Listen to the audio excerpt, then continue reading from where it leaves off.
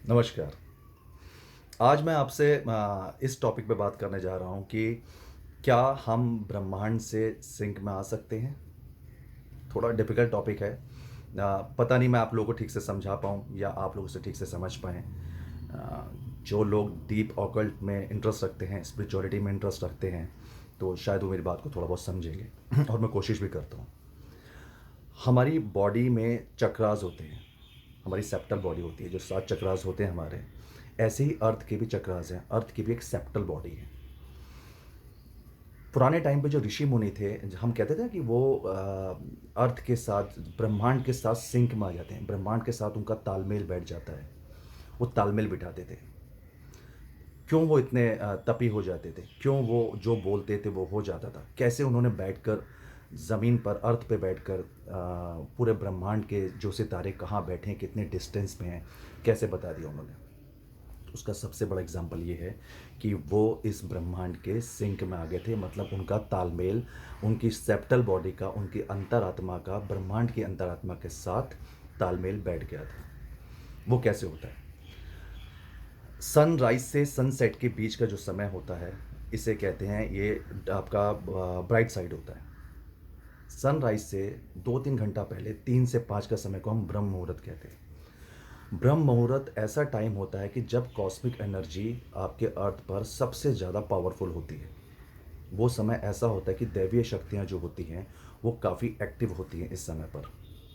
अगर आपकी आँख 3 से 5 के बीच में खुल रही है, या आप अलार्म लगा के भी 3 से 5 के बीच में कंफर्टेबली उठ पा रहे हैं, तो आप अपने आप को नेचर से सिंक कर सकते हैं। एक बार अगर आपने ब्रह्मांड से अपने आप को सिंक कर लिया, this is not a easy process. एक लंबी साधना होती है इसके लिए। पुराने टाइम पर ऋषि मुनि तंत्र, मतलब मंत्रोच्चारण करते थे, वैदिक मंत्रों का यूज़ करते थे अपने आप को क्लिनजिंग के लिए अपनी, और फिर उसको जो है ब्रह्मांड के सिंक में लाते थे।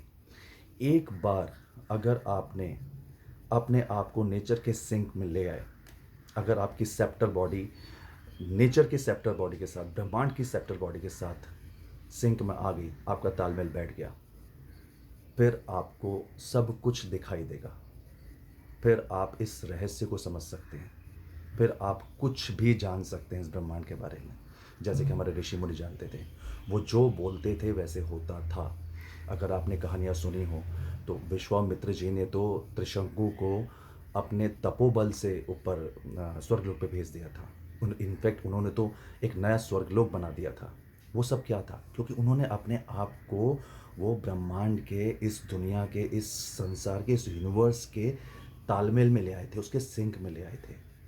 तो जब आपकी सेप्टल बॉडी अर्थ के सेप्टल बॉडी के साथ सिंक में आ जाएगी, उसका प्रोसेस ये है, सबसे पहले तो आप ब्रह्म मुहूर्त के अंदर उठ सके।